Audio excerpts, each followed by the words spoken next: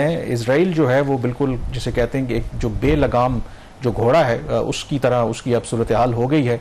और इस हफ्ते जो आप कह सकते हैं कि गैर मामूली जो उन्होंने कार्रवाई की, वैसे तो उनका ट्रैक रिकॉर्ड यही है, वो बैन अल-अक़वामी कवानीन हो, किसी और मुल्क की टेरिटोरियल इंटेग्रिटी या सॉवरेंटी हो, उसकी बिल्कुल पासदारी नहीं करती। लेकिन ये किसी के वहम गुमान में भी नहीं था कि जो इजराइल है वो कतर पर भी फिजाई हमले कर सकता है। क्यों? क्योंकि कतर एक तो जो मीडिएशन एफर्ट्स हो रही हैं इस वक्त मिडल ईस्ट के अंदर, हमास और जो इजराइल के साथ मुज़ाकरात हो रहे हैं उसमें अमेरिका भी शामिल है, बाकी ममालिक भी हैं, उसमें कतर बतौर मीडिएटर के तौर पर एक रोल प्ले कर रहा है। फिर क्योंकि कतर वो मुल्क है जिसके एक सिक्योरिटी कोऑपरेशन भी है, सिक्योरिटी पैक्ट भी है अमेरिका के साथ, और मिडल ईस्ट के अंदर जो सबसे बड़ा मिलिट्री बेस है अमेरिका का वो दोहा में मौजूद है। और उसके बावजूद इजराइल का इस तरीके से हमला करना वो बिल्कुल आई थिंक नाकाबिले बयान है। और यही वजह है कि जो अमेरिका है उसने भी अपने आप को डिस्टेंस किया है। जो अमेरिकी सदर ट्रंप है उन्होंने कहा है कि उन्हें ये बिल्कुल भी अच्छा नहीं लगा। लेकिन जो सबसे अहम सवाल है, लोग ये भी कह रहे हैं कि ये कैसे मुमकिन है कि जब सबसे हज़ारों की तादाद में जो अमरीकी फोर्सेस हैं वो ऑन ग्राउंड दोहा में मौजूद हैं, उनके मिलिट्री एसेट्स हैं वहाँ पर, और बग़ैर उनको नोटिफाई किए इजराइल कभी भी ऐसी कार्रवाई नहीं कर सकता। इसकी कोई वाज़े तौर पर एक्सप्लेनेशन नहीं है। और जो सबसे अहम सवाल इस वक्त यही हो रहा है कि आपको पता है कि जो अरब कंट्रीज़ हैं वो क्लोज एलाय अमेरिका की हमेशा से रहे हैं, और उसकी वजह यही है कि उनको यही लगता है कि जो तेल, गैस और जो बाकी ज़खायर हैं और मिडल ईस्ट के अंदर और अरब कंट्रीज़ के अंदर, खास करके जो गल्फ कोऑपरेशन काउंसिल में जो कंट्रीज़ आते हैं वहाँ पर आपको एक स्टेबिलिटी रिलेटिवली नज़र आती है, क्योंकि एक सिक्योरिटी अम्ब्रेला अमेरिका ने उनको प्रोवाइड कर रखा है। और एक आप कह सकते हैं कि उनको जमानत दे रखी है कि अगर कोई बैरूनी हमला होगा तो अमेरिका उस हमले को रोकेगा। लेकिन ये जो कार्रवाई हुई है, कहा यह जा रहा है कि वो जो सिक्योरिटी डॉक्ट्रिन है शायद वो अब नाकारा और इररेलेवेंट हो गया, क्योंकि इजराइल ने तो परवाह नहीं की, बावजूद इसके कि वहां पर अमरीकी भी मौजूद थे, उनके मिलिट्री एसेट्स भी थे, फिर भी उन्होंने कतर के ऊपर ये हमला किया। कामरान, ये पहली दफा ऐसा नहीं हुआ। और एक बात बड़ी क्लियर है, अभी डिफेंस एनालिस्ट भी ये बात करते हैं, फॉरेन पॉलिसी एक्सपर्ट्स भी करते हैं, इस तरह का कोई भी वाकया जो होगा वो अमेरिका के आशीर्वाद के बगैर मुमकिन नहीं है। आपने तो सिर्फ बेस की बात की, इसके अलावा जो उन्होंने सिक्योरिटी पैक्ट जो आप रेफर कर रहे हैं उसकी भी जिक्र, उसके बावजूद इस तरह का हमला हो जाना ये पहला ऐसी चीज नहीं है। अभी इवन के यूरोप के अंदर यूक्रेन जो है वो यूरोपीय यूनियन का हिस्सा नहीं है, बट नेटो की एक ओवरऑल जो अम्ब्रेला तो यूरोप के पास थी। और अभी जो एक और वाकया हुआ है, एक और जो यूरोपियन कंट्री है पोलैंड के अंदर, वो तो बाकायदा नेटो का हिस्सा है, नेटो का हिस्सा, और वहां पे उनके जो ड्रोन्स है वो रूस के मारे भी गए। उसके ऊपर भी जो प्रेसिडेंट डोनाल्ड ट्रंप की जो स्टेटमेंट वो इतनी कोई फोर्सफुल नहीं है, उनका ये गलती से ऐसा हुआ होगा।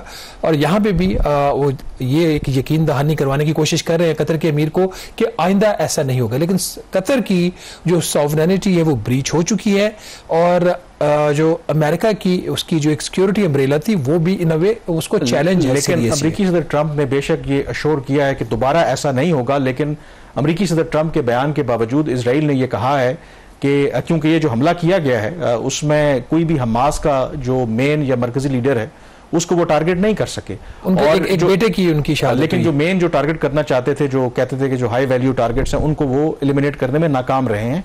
तो वो ये कह रहे हैं कि वो दोबारा भी ये कार्रवाई कर सकते हैं अगर उन्हें मौका मिलेगा। तो इसका मतलब है कि वो ओपनली जो अमेरिकी सदर ट्रंप है उनका जो भी एश्योरेंस है उसको वो चैलेंज भी कर रहे हैं। और अब ये जो सारी सूरत हाल बनी है, अब कल भी हमने देखा कि रात गए यूएन सिक्योरिटी काउंसिल का हंगामी इजलास हुआ, पाकिस्तान, अल्जीरिया और एक और मुल्क है उनकी रिक्वेस्ट के ऊपर ये समन किया गया। और उसमें अब आप देखें कि इजराइल का जो असर और रसूख है, हालांकि इस दफ़ा अमेरिका जो उनके इजराइल के बाकी इत्तेहादी हैं, वो फ्रांस हो, जर्मनी हो, यूके हो, इन्होंने खुलकर कतर के ऊपर जो हमला किया गया उसकी मजम्मत की है।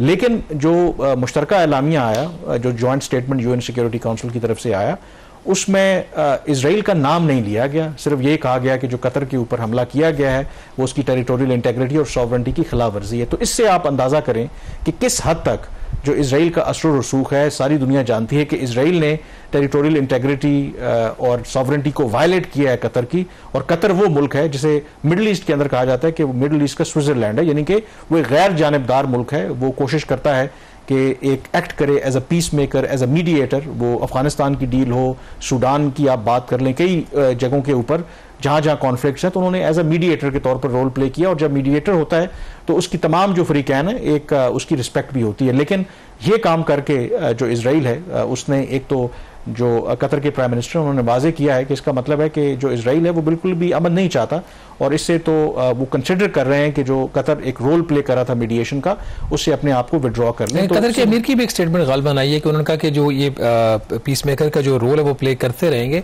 उससे एक और जो चीज़ इसी से रिलेटेड जो यूएन सिक्योरिटी काउंसिल में कल हुआ, गालिबन इसराइल के वहाँ पे जो एम्बेसडर थे उन्होंने पाकिस्तान का भी रेफरेंस दिया है उस इजलास में कि अमेरिका अगर पाकिस्तान के अंदर जाके उसामा बिन लादेन को किल कर सकता है तो फिर हम ये काम क्यों नहीं कर सकते? ये क्या वाकया है? उसका कॉन्टेक्स्ट ये है कि इससे पहले जो इजराइल के प्राइम मिनिस्टर हैं उन्होंने जब उनके अपने इत्तेहादियों ने मजम्मत की, अमेरिका ने, बाकी मगरबी ममालिक ने, कि आपने कतर के खिलाफ ये कार्रवाई करके अच्छा नहीं किया, तो इजराइल के प्राइम मिनिस्टर ने उसकी जस्टिफिकेशन ये दी कि जो अलकायदा के रहनुमा थे उसामा बिन लादेन को भी तो अमेरिका ने पाकिस्तान में घुसकर मारा था, और उस वक्त तो किसी ने इस तरीके का शोर नहीं मचाया। तो एन वो ये कहते हैं कि जो अक्टूबर 7 का हमास का जो हमला था वो इजराइल के लिए 9/11 था, तो इजराइल ने भी वही काम किया जो अमेरिका ने काम किया था।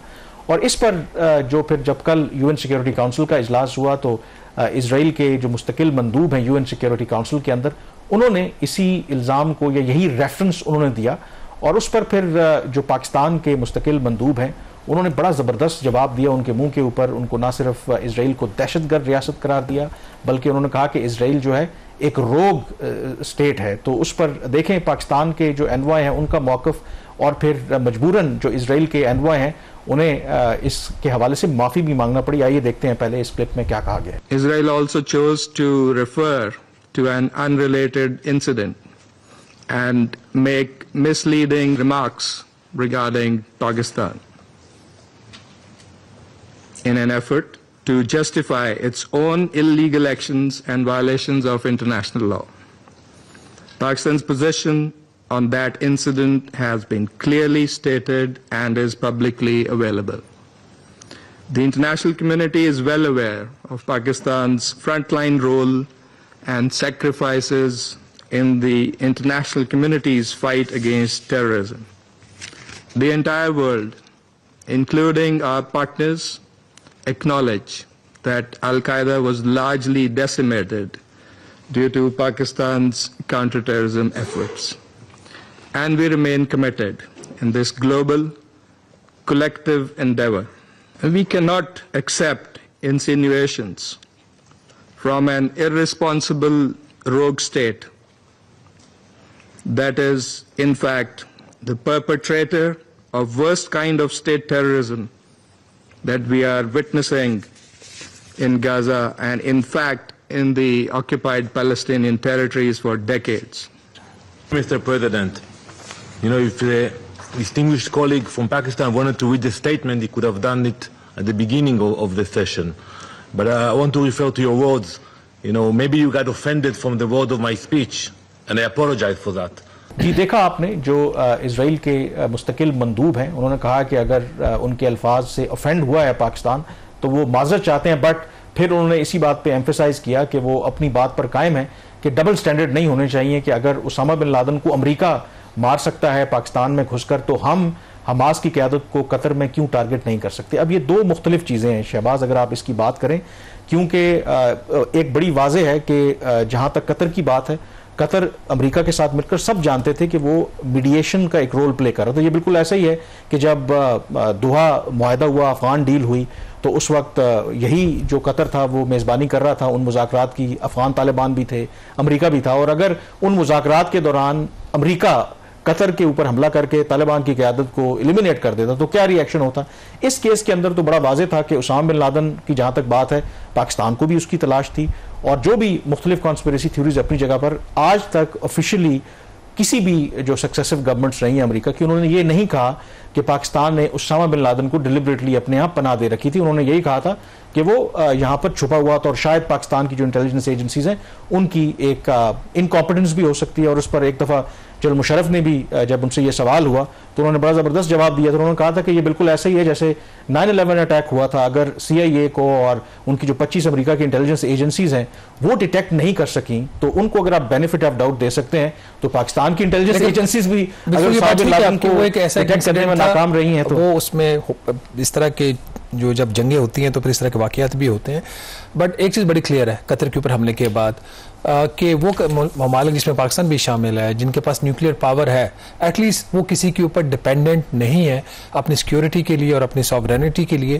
और ये चीज़ अब एक इस्टेब्लिश हो चुकी है और ये एक सवालिया निशान है इन तमाम अरब ममालिक के लिए कि जो अमेरिका के ऊपर डिपेंडेंट थे अपनी सिक्योरिटी के लिए, बल्कि यूरोपीय यूनियन के ममालिक के लिए कि जो डिपेंडेंट थे अमेरिका के ऊपर, और अमेरिका हर मौके पे उनको प्रोटेक्ट नहीं कर सकता। वक्त हमारे पास क्योंकि कम है, और मेरे ख्याल में जो इस वक्त अरब कंट्रीज के पास जो जदीद असला है अमेरिका से, यूरोप से वो खरीदते हैं, पाकिस्तान के मुकाबले में कहीं ज्यादा उनके पास जदीद असला है।